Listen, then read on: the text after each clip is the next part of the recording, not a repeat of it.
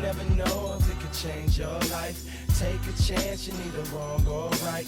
You never know if you don't roll them dice. You better roll them dice. You never know if it could change your life. Matt, I'm Yeah, here. I'm sure you've noticed that I have waxed my mustache. Ooh, I have my looks monocle great. and top Waistcoat. hat. I have my cane and my waistcoat. Yes, a watch, pocket watch on a chain, and I have prepared a particularly strong application of laudanum. So I am ready. I am ready to talk about and to delve into the world of hail, of new fare. Folks, that's right. We are talking about Candela Obscura today. And we're all on laudanum, and we're all ready to talk about this new role-playing game from Darrington Press, which is, of course, the publishing arm of Critical Role. Yeah, so this is a much anticipated, a very, I don't know, exciting development. We saw some hints of what this was going to be about a few months ago. I think there was an actual play and a little bit of the details were meted out, but now we have the full rule book and all, and we can talk about it. All right, what is Candela Obscura? I'll start with it's a mystery horror game set in its own world that is remarkably similar to interwar or maybe even turn of the century Earth, and in a major city in which players confront kind of cosmic fairy horrors and seal them away for a private multi-level marketing scheme that they work for called Candela Obscura. You are going to notice a lot of similarities to a couple of games that we like, and that's not necessarily a bad thing.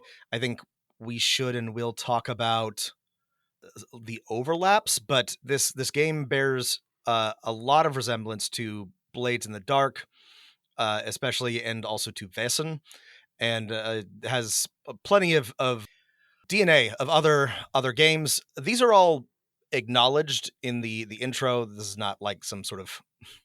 We're all very aware of plagiarism these days. Right. There's no. My copy of the book, the cover is made by and designed by John Harper. Yeah, who designed Blades in the Dark. Blades in the Dark. But the influences are clear, and I would say there are some distinct good things about that, and some maybe less good things about that. I love Blades in the Dark, so a game inspired by Blades in the Dark is already off to a strong start. But there's I guess there's more to be said about that. Yeah. So in terms of feel and style, right, it draws a lot from Wesen and the long lineage and sordid lineage of horror games. And Call of Cthulhu is there. Mechanically, it is not a forged in the dark system, and that is not using the SRD of Blades in the Dark, but it is essentially the same mechanical system, right? It's a dice pool system where you take the highest die, and there's four outcomes. If you've listened to our Blades in the Dark episode, you're more than familiar with it. We'll get into the details, but yeah, it's very similar.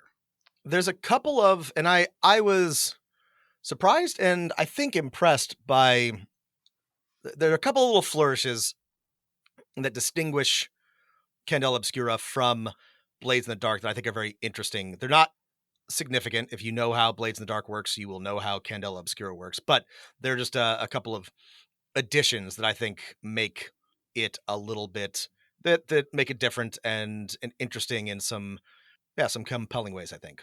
We'll get into those in a second. I did want to talk, this is, if you could assemble a dream team of designers, right? I would say the expectations for me are high, right? This is one of the lead designers is Spencer Stark, who wrote Kids on Brooms and, the award-winning and now soon to be a movie role-playing game, Alice is Missing. Oh, yeah. Rowan Hall, a noted actor and streamer, is also a designer. So is, hopefully I can say her name correctly, Strass Asimovic, who designed Scum and Villainy, which is your kind of Han Solo hack of Blades in the Dark. And of course, we've got Matt Mercer, Daniel Kwan, all lots of great designers working on this. Additionally, it's worth noting that unlike the vast majority of indie presses, indie games, this has resources behind it, substantial resources, a critical role resources. And, I don't know anything about the development process, but I also had and have high hopes for this because they can afford to pay artists, designers, writers, playtesters, etc. And, I would expect a high level of polish, if nothing else, from this book.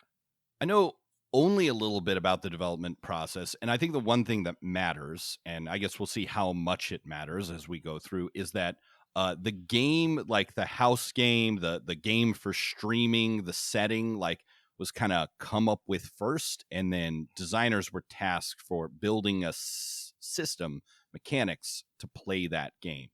And speaking of resources, Rob, all right, so this is a game that's like, as Rob said, has a lot of resources behind it, and buying it was a little bit of a challenge. So you must either buy the hardcover, which comes with a free PDF. That's good. Or you can buy it from their website, which does not come with a PDF. It only comes with an online copy of the book. That's bad. But you can share that online copy of your book with your players. That's good. But you have to sign up for a monthly subscription to do so. That's bad.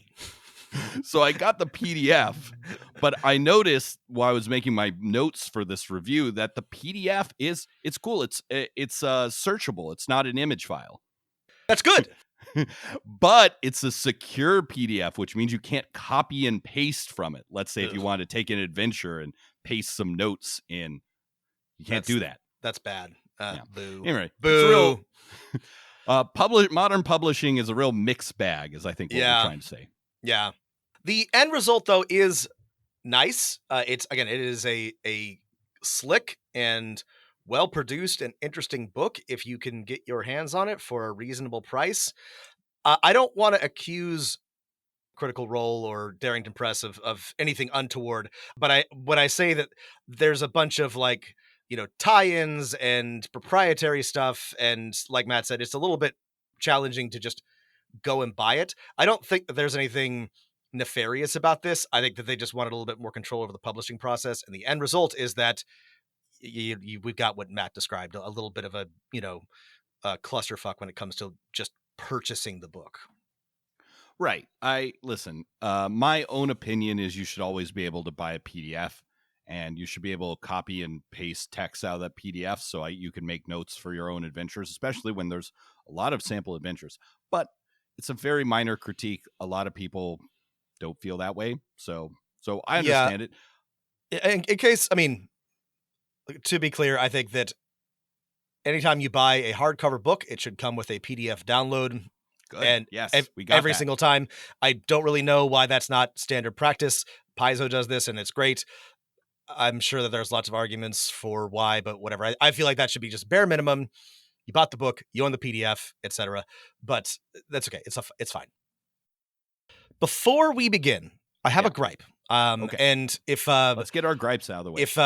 If pedantry annoys you, go ahead and skip ahead like 2 or 3 minutes, because is it about architecture? No, it's about pinhole cameras, Matt. And so, in case you're not aware, or you didn't flag it right away, the title of this game is a reference to the Candela Obscura, which is a device, a technique for viewing eclipses, or sometimes used in like art or architecture or drafting.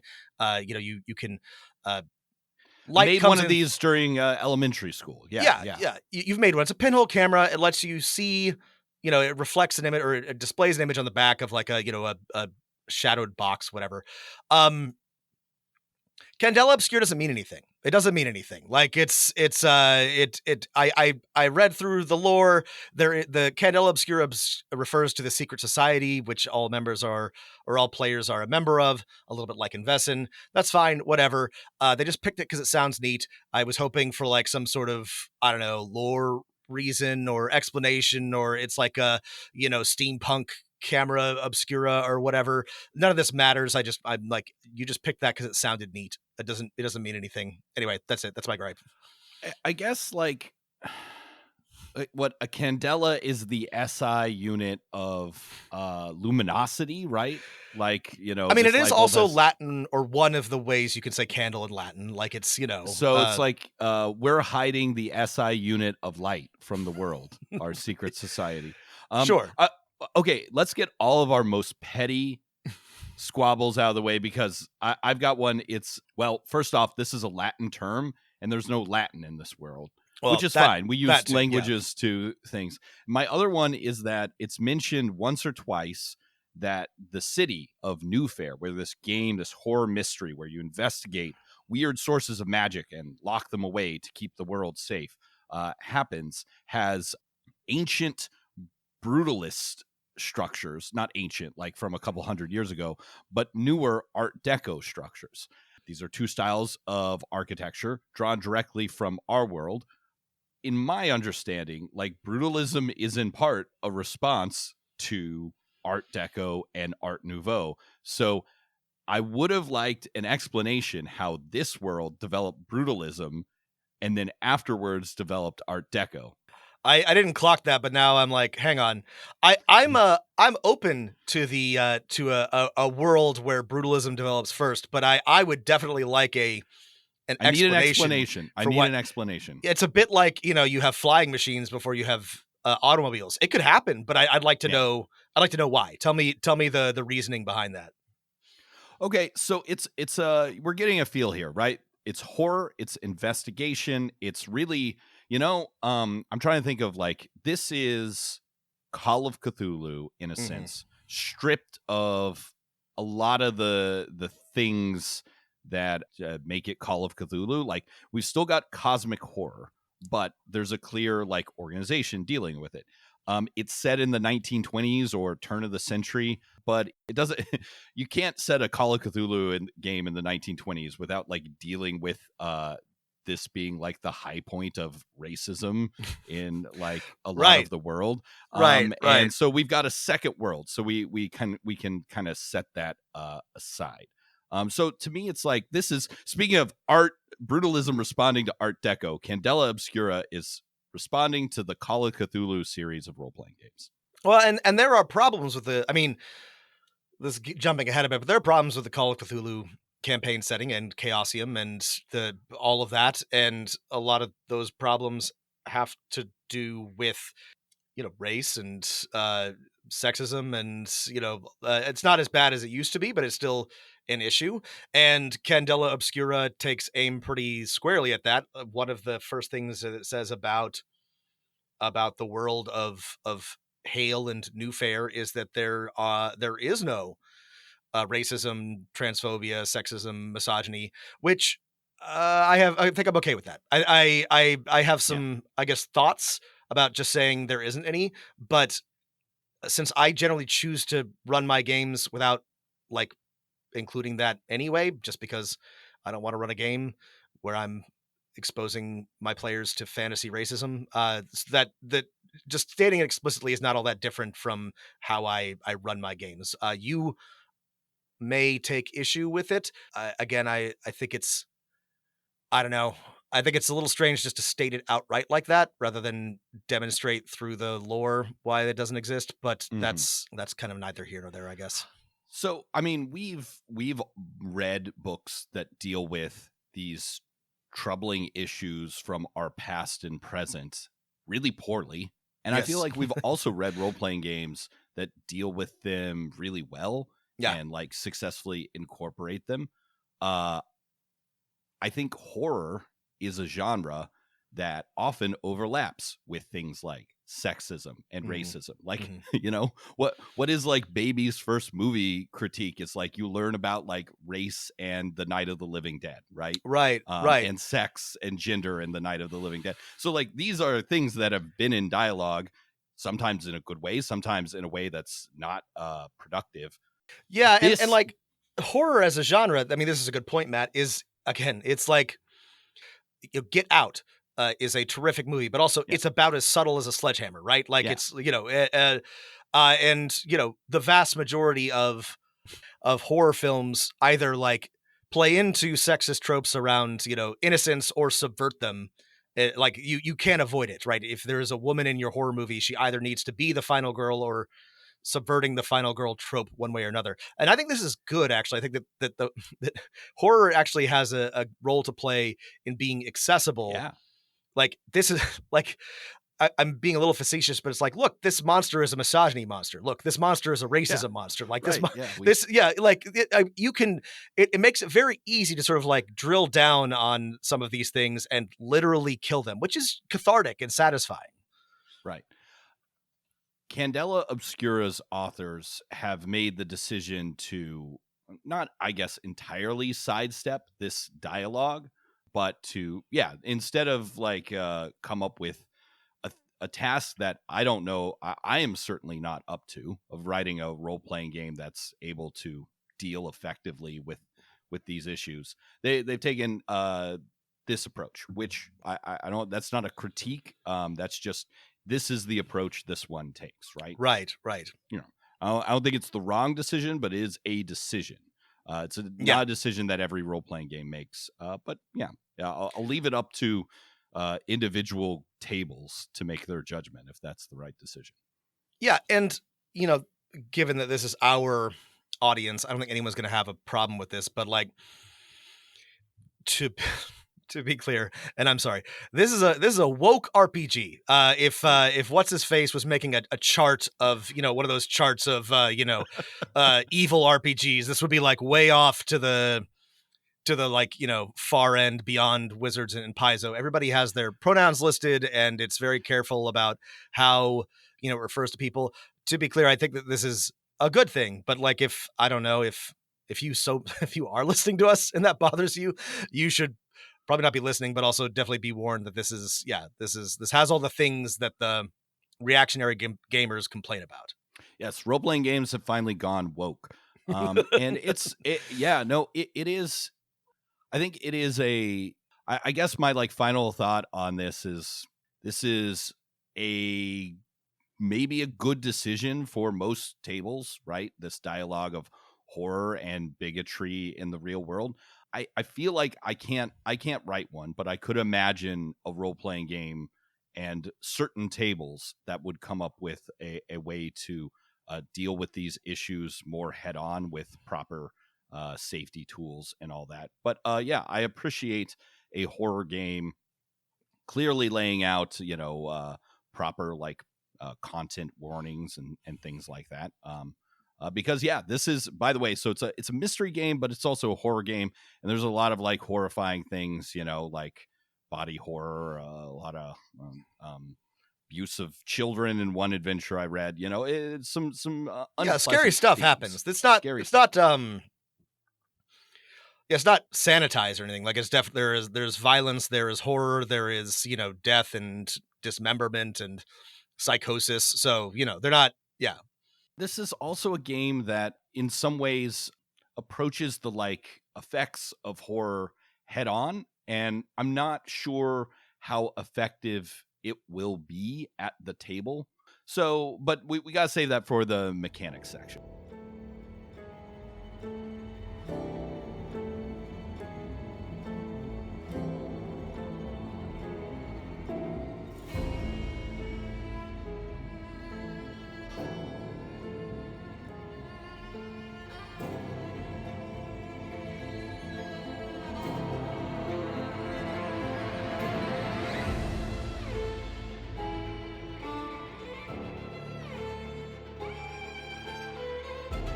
Let's get into the mechanics of this game, Rob. I have a lot of specific points, but one really big one. If you're new to Candela Obscura, it is Blades in the Dark, but it is game master driven. Mm-hmm. It is a Forged in the Dark game where the game master drives the plot, which is an interesting inversion. Okay, so you have your character is essentially a set of 9 skills in 3 bins called drives. Thank you. You have 9 skill points to distribute between these, And unlike Blades in the Dark, you have three pools of resources, or up to three pools of resources in each of those drives that you can use to spin to add extra dice to rolls. The resolution, however, of actions is exactly the same. In that you roll a pool of d6s, and on a 1 through 3, it's a complete failure. On a 4 through 5, a mixed success. On a 6, a success. On multiple 6s on your dice, a critical success. But what is I think really different, what like sets it apart, is that Blades in the Dark and like Scum and Villainy and other Forged in the Dark games like really rely on the players to drive the action, right? Players make all the rolls. They decide what to do, how to approach things, what problems to solve. And in this horror mystery game, it is assumed the game master is going to come not just with a situation, but like with a pretty mapped out plot with some actual scenes. There's no like flashback mechanic that players can go back. The playbooks don't have like a friends and rivals table for you to go gather information at. It is assumed that like a game of Dungeons and Dragons, you're gonna write out an adventure for the players to go on. The adventure begins with you telling them what to do through an NPC called a Lightkeeper.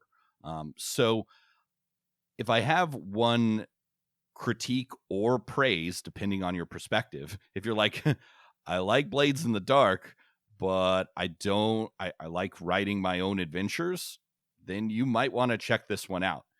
If you're like, I'm hesitant on whether you can take a system built completely around player action agency and turn it into a pre-written mystery, you might want to be cautious on this one. Yeah, one thing that is pretty consistent throughout, especially in terms of mechanics, and I don't mean this is going to sound worse than it is, but it's like Fisher Price Blades in the Dark. Like all the like, rough edges, simpler.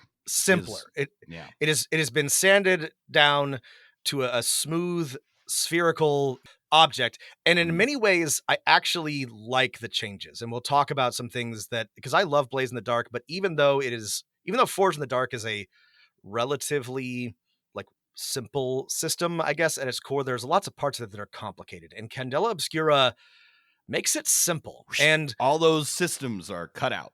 Yeah. And while I really like the player-driven nature of Blades in the Dark, I have personally, as a GM, struggled to get players to engage with player-first systems from time to time. It is not intuitive to a lot of RPG players to be the ones making decisions. And so I sometimes long for the GM-driven games in slow sessions. If your group is good at that, then Candela Obscura is going to, it's a step backwards, I guess, or a different direction, because it takes the framework of Blades in the Dark, simplifies it, and then puts the GM back in charge, which I think is neither a good nor bad decision. It is a decision, though. Yeah. Here's the like flip side of that decision, right? Forged in the Dark, or Blades in the Dark, right, has all these subsystems built around this very simple action roll that is almost everything in the game, right? Remember, there's heat, you have a vice, you can push, you have stress, you have harm, you have coin and load, and your crew abilities, and all of these systems through special abilities or other mechanics feed back into each other to create that heist loop that never ends until you all get really fucked up. Right, until you're all so fucked up you have to retire, yeah. Right. And I think when I opened this, I was expecting to see new systems, right, built around the horror mystery genre as opposed to the horror heist genre. I don't know if that's a real genre, but that's Blades in the Dark. And there's not that. There are some new systems, and we'll talk about them in a second, but we are missing the very complicated but very elegant clockwork-like systems of the other Forged in the Dark games. Yeah, we should let's talk about though the big thing that is different, which I think is not as intricate, but I do think has a sort of a very interesting virtuous cycle which drives a certain type of play. And that's Yes, gilding. drives Drive. and Guilds. and gilded dice. You have 3 pools of drive on your character sheet based on the 3 main groupings of actions. You have a maximum of these, and they can be quite difficult to replenish during downtime. You might not always get them back, but you can get them back in play by using a gilded dice. And just by the way, spending a point of drive lets you either aid another person in a task and add a dice to their task, kind of like taking stress in Blades in the Dark, or it lets you add dice to your own rolls, which can be really, really powerful. Because as we know, the difference between rolling 1 dice and 3 in Blades in the Dark is a huge jump in your chances of success. Yes. However, you will have 2 actions as a starting character on your character sheet that are gilded.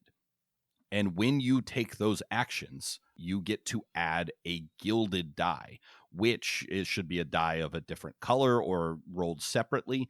And if you decide to take the result of the gilded die instead of just your highest result, you regain some of your drive. So the virtuous loop you're suggesting, it encourages certain character archetypes or classes or players to take those actions and then take a result that maybe isn't the most beneficial one to regain points that they can use later.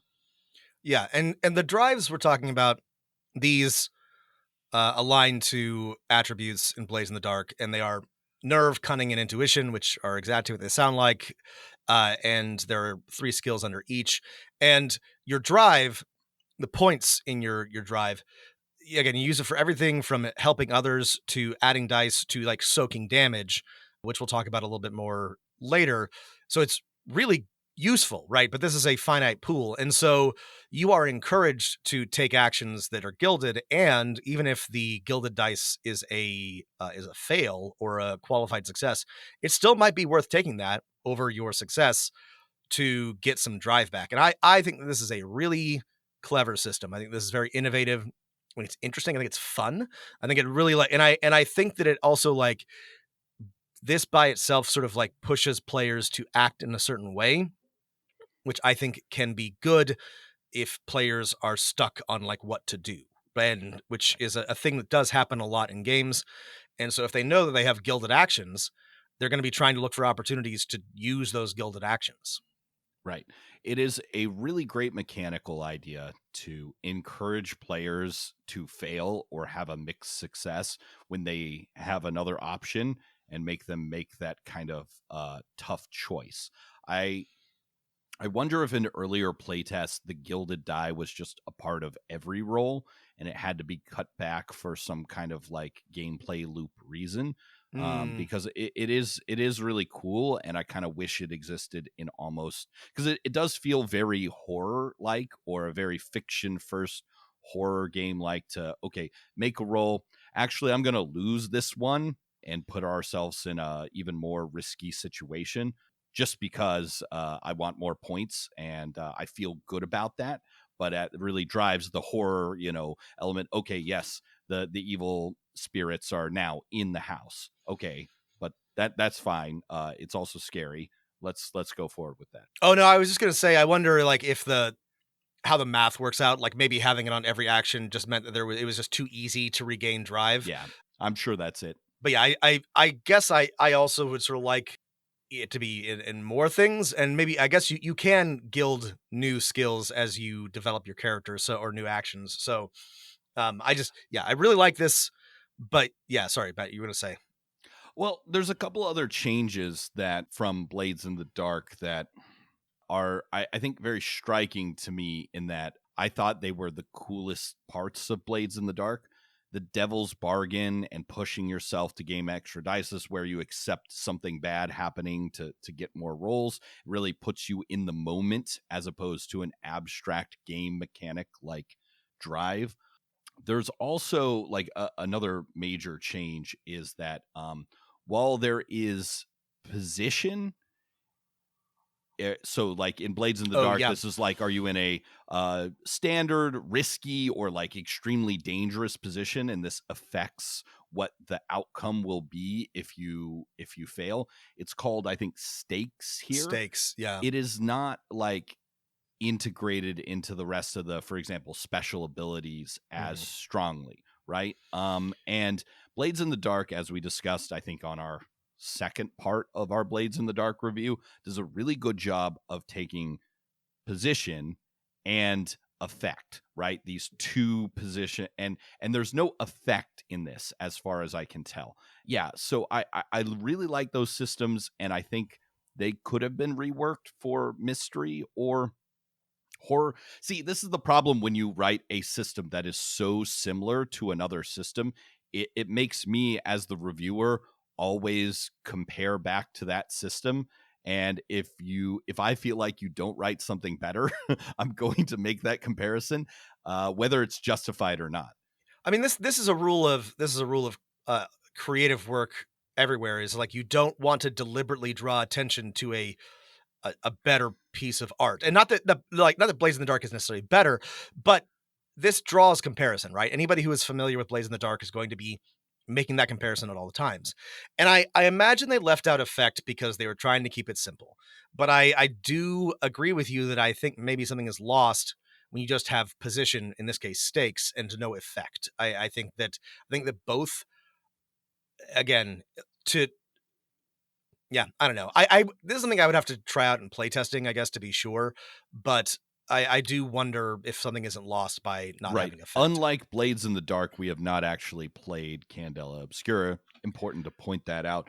But right. I would, one other thing is that, like, you have resistances. So you have a number of points in each of your 3 bins, each of your drives, that in Blades in the Dark, you could use resistance to kind of say no to a consequence from the dungeon master and change things up. In this, it's a simple reroll mechanic, which, correct me if I'm wrong, but I don't think there are any rerolls in a Blades in the Dark game, right? Your roll is your roll. Think so, which is why you do that negotiation with the dungeon master. All right, I'm going to burn my special alchemical creation. I'm going to push myself. I'll take that devil's bargain because but no, this one is a much more forgiving system, because you can always, if you have points in your resistance left, re-roll dice and get a new result. 2 other mechanical things I want to talk about, which is the scar marks and scars. That's what I wanted to talk about next. Okay, cool. Let's do that. So marks and scars, again, this is very similar to Blades in the Dark. It's a little bit like harm. You can take marks to each of your body, drives. brain, heart, related to your drives, I guess. There's body, brain, and bleed. And we haven't mentioned this. Bleed refers to the sort of bleed over from when you're acting in the character you're portraying becomes part of your own emotions. I know what bleed is. Rob, was this game written by actors? Jesus Christ. When you're too close to the spirit realm, or you spend too much time near a phenomenon, you will sometimes experience a magical corruption. By the way, magic is always spelled with a CK in Candela Obscura. It's magic. Anyway, it's old timey spelling. Old timey spell casting, occulty and esoteric and serious. Yeah. So depending, again, this is a lot like Blades in the Dark. If you are punched by a goon, you might have a broken nose. If you witness something horrible, you might have flashbacks. And if you stand too close to a ghost emergence or something, you might be literally haunted for a while. And these, like harm, can be healed, but if you get too much of them, you develop a scar. And scars, I think, are kind of neat, because if this happens too much in Blades in the Dark, you pretty much have to retire the character. Like, there's not any good way to you're taking that -1 die, and there's only so much fantasy opium you can smoke. Which is deliberate and part of what I like about Blades in the Dark. But this, instead of permanent harm that is just a flat negative, you develop things that are sort of a bit of good and bad. And here's a couple of examples. And I kind of like this approach. So, for example, if you have a body scar, your arm was crushed by a monster, you lost your right arm. This says maybe you're less aware of your surroundings, but eager to prove that you're still capable and strong. So you have -1 to survey and +1 to strike. Or something like you were trapped in a burning building, so now you have a fear of enclosed spaces for a brain scar. You're not as detail oriented, but you look out for future danger. You have a +1 to focus and a -1 to focus and a +1 to survey. I think this is interesting. It means that your character will develop strengths and weaknesses based on their various traumas. I think this is a cool approach. I think this is interesting. Right. One concern I had when looking at it is I'm not sure that most characters will always have the appropriate points in a skill. Like, I think it's pretty likely if you follow kind of the recommended character creation things of the 9 skills, you might only have points in 5.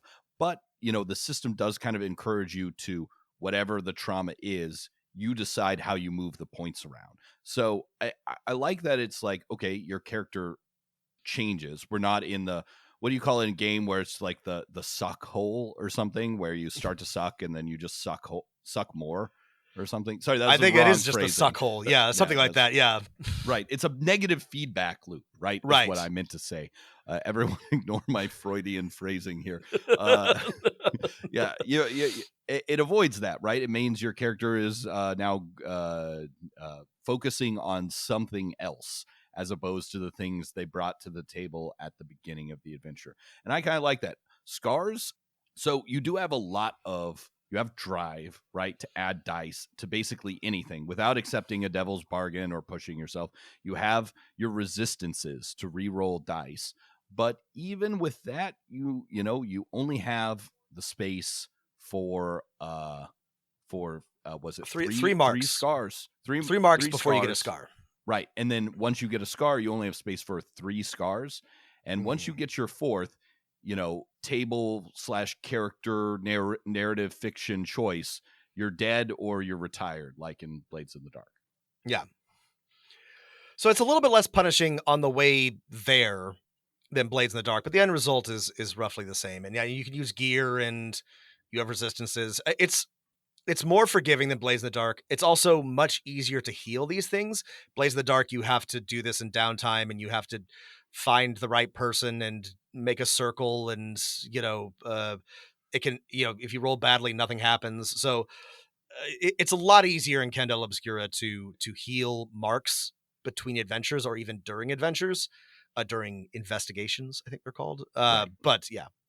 But scars are permanent, right? I think there might be like one special ability in the game that maybe will let you redo one, but it is intended for most characters in most situations. You get a scar, that's with you for the rest of that character's adventuring life. Speaking of characters, there are 5 roles, and within those roles, 2 essentially specialties, subclasses. Unlike Blades in the Dark or the other Forged in the Dark games, which are just kind of a broad sampling of more like your role, like the playbooks, you could build a whisper that's an occultist, a whisper that was once a stage magician. You could build a spider that is a fast talking used gondola salesman, or a spider that is in fact a criminal mastermind. These within each role, like face or occultist, there's 2 very very clear things, like doctor or professor. These are a lot more like classes than playbooks. And I imagine that if you like the playbook approach, you probably won't like this so much. But I didn't hate it. And I think that it's just a different approach. It gives your players a lot more of literally a role in the circle, in the party. Yeah, those roles are face, muscle, scholar, slink, and weird. Right. And yeah, and this I guess the sort of takeaway is this trusts players a little bit less to figure this out on their own. I'm trying to be kind here to people who play role-playing games. I don't know that is a wrong impulse. I think that sometimes giving players too much rope means that they will entangle themselves in it. And this tells you pick what role you want to play, and within that role, here's one of two There are two professions, choices. basically. Right. Yeah, choices. Classes.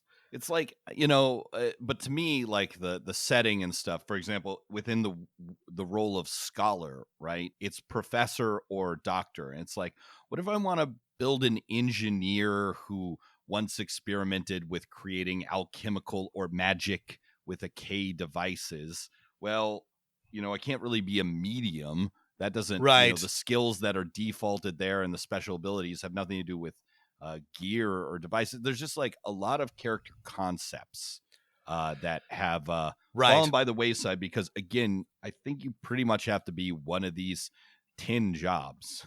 There are only 10 jobs in Fairhaven. Only 10 jobs in the world. Actually, Rob, this is like not to dig on your hometown too much, but this is like the list of career options for children in Portland, Oregon. You can be a journalist, a magician, a professor, or an occultist. Those are the acceptable jobs. Those are the jobs. Oregon. Those are the choices. No, I agree on this. And, if I wanted to be muscle, which I undoubtedly would, I have to be either an explorer or a soldier. Like, I can't be criminal is a slink. I can't be like, a gang tough who decides to join Candela Obscura. And you might think that you could just, skin this a different way or, move things around, but actually they're tied in pretty closely to certain abilities. So it would require, it's not just like a coat of paint. It would take some doing to be able to be like a detective that's a face, or a professor that's a weird, and that's, I do think that's kind of a bummer. I agree with Matt on this, but I understand why they approached it this way. The next, one more gripe, and then one more thing I really loved about the mechanics and character creation system is Rob's right. Everything is dumbed down, right? In Blades in the Dark, each class had this like really long, sometimes very unique gear list, plus there was a long list of unique gear, and you could set up your load. You can take a lot of stuff or a little bit of stuff. In this one, there's 6 options, 3 of them generic, 3 of them unique for each of the specialties. And whenever you go on an assignment, you pick 3, right? It is really, really, really simple. The more substantial critique, Rob, comes back to taking a system that is designed to be player focused and without too much modification or other systems to support it, make it a really GM driven mystery adventure, right? Where you're expected to, write the kind of scenes and the story beats. You don't just come up with, here's a horror thing. We have a built-in set of mechanics for gathering information and a built-in set of mechanics for the heist, aka the confrontation and the escalation. No, it's treated more like, it's assumed that your play is no different than playing Savage Worlds or Pathfinder 2E. And I listened to the first episode of the actual play. I watched the first episode of the new one, right, Tide and Bone. Okay. So Tide and Bone, and Rob, if you're feeling feisty, you can insert a clip that starts at 21 minutes and I think like 30 seconds, where the very first roll of the session starts. Cosmo and Lightkeeper Nakari, with a very distinct tightening of their eyes that I think they didn't hide that well as you approach. Would you like to make the first roll of the game? I would love to. Go ahead and give me a read. Okay. I will roll 2 dice and take the lower of the 2. Oh, great. No. Starting off on a strong foot. Chapter 3. 6. Oh. And a 3. It is very obvious. You look for trouble and you look for the signs of brewing trouble on people as things begin. But there is something in the lack of hostility that accompanies this coldness that doesn't ping enough in your mind to worry too much about it. Now, you and I know as game masters who have run Blades in the Dark like type games, right? When a roll happens, shit is going down no matter what. And it's the thing that I love about the system. There are no inconsequential rolls. Maybe it was just a new group of players getting used to each other. Absolutely, that was probably what it is. But I think behind it was just a little bit of this GM focus where you make a roll, but and the player makes a roll, or maybe they've played it by now. The player makes a roll, and that player failed. Something bad should happen, right? If I was in Blades in the Dark, I'd be, the situation goes to risky. The person you tried to read gets disturbed, and now there are 10 orderlies in this sanatorium, and things are going to be more complicated from here on out. But there was no consequences, right? Which is, again, because maybe it's not forefronted enough, right? The rules are definitely there. If you fail, you must take consequences. Yeah. But in Blades in the Dark, they're so integrated. Yeah. Okay. There's my rant over. Yeah. I mean, about the actual play, like, this is to me, a known issue with Critical Role is that it's meandering. But what the beautiful thing about Blades in the Dark, and is exactly what Matt described, is that it is specifically designed to get you right to the action. Like, it everything about it is written to drive the game forward. And that's hard to do, because I would say probably one of the top 3 issues with playing TTRPGs and getting people to come and continue coming to play them is the pacing. Yes. Even if you're an experienced GM, and my, I don't know, to the extent that I have an expertise as a game master, as a person, it is keeping the game moving, and that is I can hard speak to this. earned. You're 100% correct. You are great at this. And it's a lot of work, and it required it took a lot of developing that skill. And what's beautiful, again, what I love about running Blades in the Dark is I don't have to work so hard, because the game just does it for you. And that's what's really cool about it. Things get worse whenever anyone tries to do shit, and it makes it fun. It's like, what will happen next? Well, the players will try something, and either they will gain something incredible, or something bad will happen. Shit will hit the fan. Yes. I think it's the way the rules are written, which assumes, listen, Dungeons and Dragons has trained thousands of GMs, and to have rolls, and then nothing happens, and the game comes to a standstill, and it meanders, and it's hard to break away from that. And I don't think this rule book does a good enough job in helping game masters break away from that, even for someone on the inside. So, with that in mind, there are some things that one thing I did like about the characters, the roles. I think I know what you're going to say. We'll find out. The specialty is what I was thinking of. I like, so they come with abilities, and I love the way the playbooks are set up in Blades in the Dark, but the abilities are very complicated, and every group I have ever played with has really struggled to choose and understand their playbook abilities. These are really well written. They're impactful, and they're interesting. And there's you have 3 possible abilities for your role, and then 6 or so for your specialty. And there's simple things like, if you can soak once a day, if you're a mind class, and if you're a face, you can ask the GM something.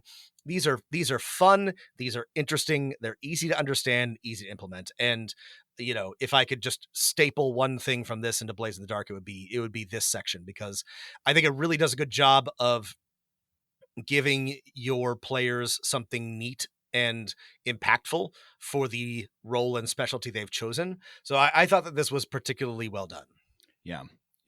Another thing that was absolutely amazing, and if you do get this book, you should absolutely steal for all of your games, is the intra-party relationships. Again, Candela Obscura focuses more on players than GM agency than the world. Like in Blades in the Dark, you're given relationships automatically as part of building a character with all sorts of scum and villainy in the city of Dustfall. This game instead gives you relationships with your party, and the sets of questions and the relationships for there is like the best curated list. Many of us have done this during our session 0, right? Develop relationships between the player characters. This is the best list I have seen in any book, and it is those 3 pages are top notch. Again, these are things that exist in other games, but I really, the relationship questions and the prompts, and this is very well written and very well implemented. I really like it. All right, we've talked a lot about the system. Should we talk briefly about the campaign setting? Yeah, and that may not be entirely fair, because there is I mean, we are limited by time, but like there is a lot here, and this kind of surprised me because I didn't set aside enough time to read all of this, because I guess I've been reading a lot of campaign settings that are lighter, right? And this is incredibly detailed. Like they give you everything that this is, we got Eberron. The Gazetteer, folks. Yeah, it's yeah. back. This is a full Gazetteer. We're so back. You know everything about New Fair and Hale and the city districts. You've got factions. You've got history. I'm such a nerd about governance. They described everything about how, like, who's in charge, down to how many people the district prefects oversee. I'm like, yes, give me that minutia about bureaucracy. That's the shit I love. So I was I was really impressed by the setting in terms of detail, at least. I love the setting. I do is interesting to me that we now moved far enough away from the 1920s, from the interwar period, because there's a lot of descriptions that are like, there's a real feeling of hedonism and living in the moment and nihilism after this takes place a couple years after the last Great War. That's kind of lost generation. But then there's also a bunch of stuff that's like really turn of the century Gothic horror.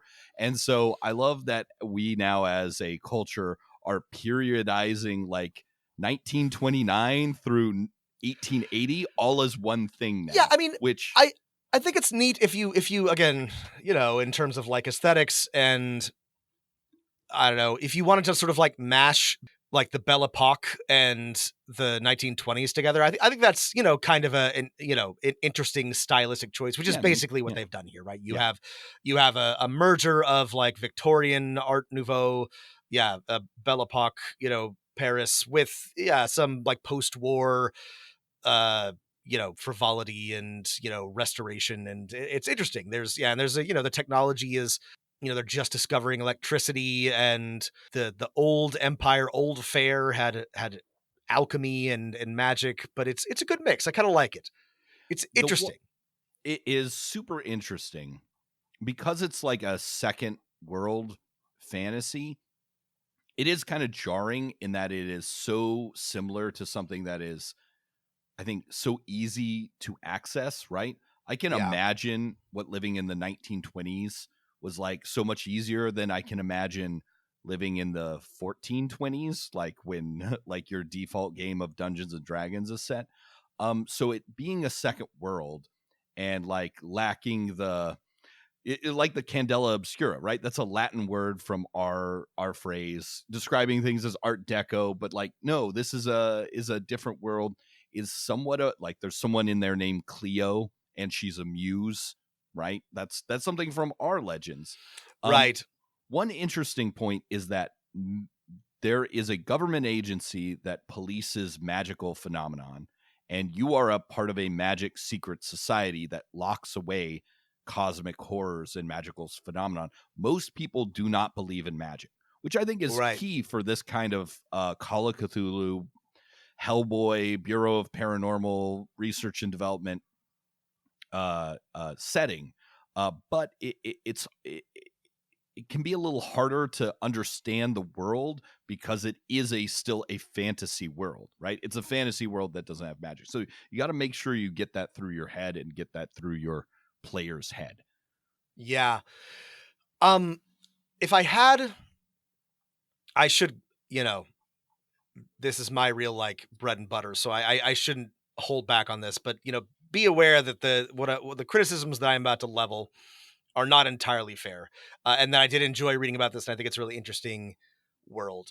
The thing that I will say about this is that unlike Blades in the Dark, and even unlike Vesson to an extent, this setting is derivative. I don't know that there is anything particularly Yeah. innovative or brilliant about this, and uh, by the way, that's okay. If we're The, no longer allowed to consume derivative art, Rob and I are going to stare at a blank wall. right, right. Everything is varying degrees of derivative. And I was reminding myself of this as I was reading it, that like I'm 30 years old, and I have been reading this stuff forever, and so like stuff that's old old hat to me is going to be new to some people, and they're going to be encountering this for the first time. And there's a lot of like cleverness and interesting stuff here. I would just say that I guess I had hoped, both in terms of the mechanics and in terms of the setting, for something really really mind-blowing, to be honest, really like over the top. And I guess like, I'm gonna say it wrong again, Wildemount, like, Mm-hmm. wasn't my favorite setting, but Matt Mercer definitely had some like innovative ideas. It was not, there was some cool stuff there, and I think this is a really, really cool, very unique, like second world, like alternate 1920s, 1890s Earth. But I think they could have gotten weirder with it, I guess, is sort of like my end take on it. You are not That being in said, a this is haunted Victorian era city trapped inside a wall of lightning powered electricity yes, right. that uses demon blood, right? You're Demon not blood, in yes. Duskfall, right? Which is Yes. so weird and cool. New Fair is it's a big city, and there's every kind of thing there, and there's an old city underneath that somehow no one really knows much about. Yeah. It's like, listen, if 1920s people, if the Roman Empire used magic, I feel like everyone would still know about that, which, Yeah. Rob, brings me to my point about the lore that might make it more interesting, which is that the nation of Hale, where the game is set, and the Candela Obscura, the artifact and phenomenon hunting organization that your players work for, are in fact to the bone evil. Let me read you a brief Okay. excerpt from the lore. The fierce independence of the modern Farron from New Fair people was challenged in 1822 when the corrupt and power-hungry president of the neighboring nation of Hale, Conrad Harcroft, him, led a violent insurrection against his own government in an effort to seize total power and control of the Halian nation. This act of violence cast the country into a brutal conflict and spurred the Fairlands into action. They entered the Halan Civil War on behalf of the rightful Halan government, fighting to defeat the president and his forces. Together, the Fairlands and the legitimate government of Hale defeated the corrupt president and his loyalists. To prevent this heinous act from happening again, the Halan government permanently stripped the presidency of its executive powers and offered the Fairlands admission to their nation state. The citizens of the valley accepted this offer, contingent upon agreeing the triumvirate was granted, which is the ruling body of New Fair, granted vast legal autonomy to continue to govern the Fairland regions. Rob, does this not sound like some revisionist history written from an in-world perspective where New Fair actually conquered Hale? Yes. Well, and I'm glad you brought this up, because it's also like not at all hidden that the government of New Fair of Hale is a police state, like that it is a union of like the government, like the religious authority in the ascendancy, and like the cops in the periphery, I think is what the third arm of the triumvirate is called. And that and that it is literally a just a fascist state that you know, exist ostensibly to protect people from the, you know, the threat of phenomenon from the flare, the world beyond. It's also like if you read like the little like history of the Fairlands of Hale, like they win the war by committing like a heinous war crime. Like they unleash like an electrical like device on their enemies in the battlefield and like kill tens of thousands of people. Yeah, Rob, it's yeah. is this just too subtle for me? Because like I went back, I was reading that passage, and I was like, "Oh, is this an in-world perspective from like Hale, New Fair propaganda about how we didn't take over Hale, we just intervened in their civil war and then made ourselves the capital, right?" And I'm like, I'm not. Is this too subtle for me, and it's going over my head, or do the authors not realize how evil their government is? No, I think so. Here's my guess, and you know, you're right to bring this up. I think that they are clear that it's supposed to be evil, right? Okay. They know that, but they haven't done a very good job of like of making that tension palpable or interesting. Like they've clearly written that these things happened, and this is like, you know, again, a autocratic police state, militarized, that, you know, again, did horrible things, but like you don't see that, you don't feel that, like it doesn't really seem to matter very much. Like you're still the good guys. Like you're, you know, you're supposed to maybe like not trust the various like government agencies, but you still work with them as Candela Obscura. And Right. it's It- I feel like they had the idea, which is a good idea, of like making this like, oh, you are working for a, you know, an autocratic like fascist state, but then they didn't really like follow through on like what that might mean for the and so that's why I think you're confused, Matt, is because I don't think they really like did anything with it. They set up kind of an interesting idea, but then failed to sort of go anywhere. I expected to get to the end of that and them to tell me like this is a in-game text, you know, recorded Yeah, by right. this. And then back to the sort of more important point, the Candela Obscura, you're the Illuminati. You're Yes, you're a yes. secret organization. Literally. Sorry. The working origin on of the word Illuminati extra is the, you know, the men of light. light or whatever. And Right. and the Candela Obscura is a light bearers, light keepers their organization. headquarters is a lighthouse. They're an interdimensional lighthouse. Yes. They're an extra legal organization in an era that assumes some degree of like citizenship and like popular sovereignty that takes away powerful artifacts from people, right? And now sometimes they're taking away from the government so they can't use it. This to me reeks of confused liberalism. That's kind of my thought too, is that like I feel like they were trying to like, I don't know, make a critique here or do something interesting or challenging, and I appreciate that.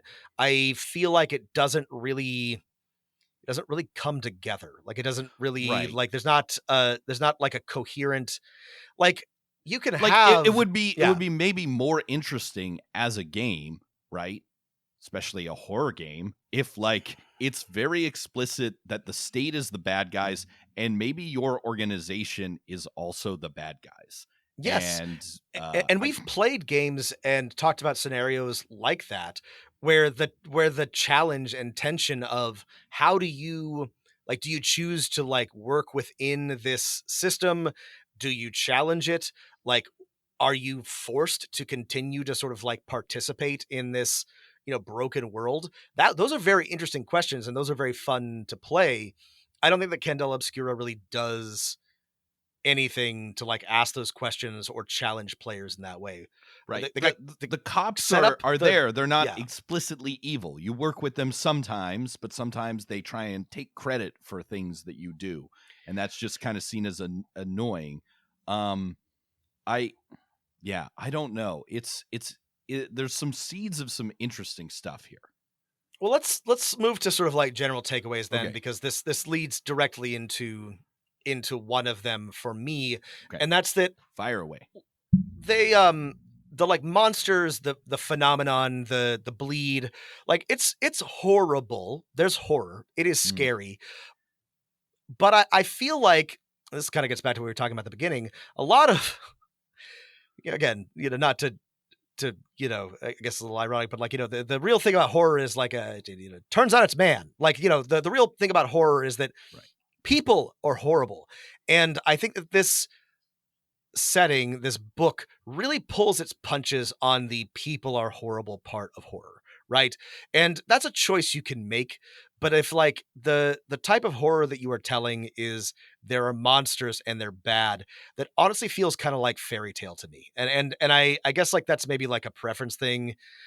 I don't know where I am, but like not that I particularly enjoy like really like gruesome, slasher horror or whatever, torture porn or whatever. But like if you're making your people all, I don't know, just sort of like generically okay, and then telling me that they're the bad guys without like showing me that they're the bad guys, then it falls a little flat. And that was, that's not enough to really like doom the system for me. But I did notice it as I was reading it that I felt like everybody was just like a little bit much too sanitized for what I was expecting from a horror game. Yeah. Yeah. I have to agree. It's horror we've talked about is maybe the hardest thing to do in role-playing games because boo, are you scared? No. Right? I mean, so I will say here's a positive takeaway. So I don't think this is the last word on horror and physical or mental disability by any means, right? But it was I think a good faith attempt to move the conversation forward. And, I think that's sorely needed, Matt is probably going to disagree with me on this, but I do have to say, I've spent a lot of time hedging and we've been very critical, but I ultimately think this is very good. And I think that it is very well polished. I think it's very accessible. And I think that I'm very curious to see what happens, what the level of adoption and popularity is of Candela Obscura. But even though Blades in the Dark is an indie darling, it has nowhere near the reach that Critical Role has. And I think this is a lot more accessible than Blades in the Dark. Like I wish that I could say something different, but I think this is way easier to pick up and play than Blades in the Dark. And I think it is probably going to be more popular. Like I think that this is probably going to be a really neat entry for a lot of people into role-playing games that are not D&D. Just because it is not entirely to my taste does not mean that I don't think this actually has serious potential appeal. Well, here's my final and laziest thought, right? I think the laziest thing a reviewer can say, but often the truest thing is like, well, it's not the game I would have wrote, right? But I mean, I think that's valuable, Matt. But, I think it's important for people to know, like that. Yeah. It's not for us or not for you. It's maybe for me. I'm middling on it. If I wanted a Forged in the Dark game that was horror mystery, I want mechanics that make running horror and mystery really tight and cool. And instead we got a stripped down version of Blades in the Dark that is simple and maybe more approachable, but it's going to be writing an adventure. It's going to be a chore for me. So I don't agree with making this a more GM focused narrative game as opposed to a player focused one. But again, that's like that's a critique is like, well, if I wrote it, it would be this, right? Well, I didn't write it. So that's just like, it's just like my opinion, man. So yeah. Like, I mean, there's no mystery structure, right? There's no mystery loop. Like, yeah, you can use dice instead of clocks, right? Oh, that's cool. You've got scars. That's a really neat innovation. I like how the mechanics of that work. Those don't feed back into like a really clear, like the GM advice, and we didn't get into the mini sample adventures, which I appreciate here. Oh, yeah. Are completely separate from the like mechanical advice. Right. And I would have liked, and what I expect from something based on Blades in the Dark is those two to work together. Yeah. I mean, the main problem with this game is that I think it sort of pales in comparison to Blaze in the Dark, which is such a well-written and elegant system and setting. If And you're not familiar, most games pale in comparison to Blaze in the Dark. Yeah. We're just making this comparison because it's so similar. right? And when this came out, there were a lot of people, myself included, who said this looks just like a hack of Blades in the Dark, and it is better than that. It is more than just a Yes. hack of Blades in the Dark. That is not a fair comparison. They have made substantial changes. I do still kind of wish that it had been more different. You know, it's better than like my worst fears, which were that it was going to be just a Forge in the Dark, paint job with Critical Role attached to it. So I am actually very impressed that they did some really like new things here. But I would have liked it to be even more different, because the thing is that it continues to make me think of Blades in the Dark. And again, going back to what I said before, I think it's more accessible. And if you don't know about Blades in the Dark, if you haven't played it, this is going to be super cool to you. And fair, right, wrong, Matt, I feel like a lot of people who pick up this game are not going to know about Blades in the Dark, even if they read the introduction and then like go pick it up, and they're going to say, wow, this is amazing. And it is amazing. It's just not as amazing as Blades in the Dark. Yeah. For me, I guess my final thought is I'm really looking forward to and hoping for Candela Obscura 2E. Because there's a lot here that is really good. And yes, okay, I did get tired reading through the world building where there's the Hail, the Verge, the Shiver, the Triumvirate, the Vast Chasm, Far Away. All the words are too. There's not enough proper nouns. It's a little uninspired, to be honest. Yeah. The gazetteer of the city was really cool. And I really like, the scar mechanic, and I really like the relationship advice. And, I like the idea of trying to move the cosmic horror genre out from H.P. Lovecraft's, white racist shadow. But for me, I got to play one shot of Vaesen. I'm going to run it at a con. If I want this feel, I'm at the moment, I'm sticking with Vaesen. Yeah. If you like this type of thing, and especially if you found Blaze the Dark to be complicated or challenging to run, I would absolutely encourage you to check this out. It is good. This is a well-written book that works. Matt and I's criticisms are about styles of play and preference. This is not a broken book. The rules work, and it has everything you need to run and play it. I could see myself running this game. I probably wouldn't play in it, but if I had players who were interested in playing in the setting, I think I would be happy to run it. If I were going to play in it, I would rather just play in Blades in the Dark. But it's definitely interesting enough for me to want to run if I had people who were like specifically, we want to play this game. So this is a qualified recommendation from me. I think that there's a lot of really interesting stuff here.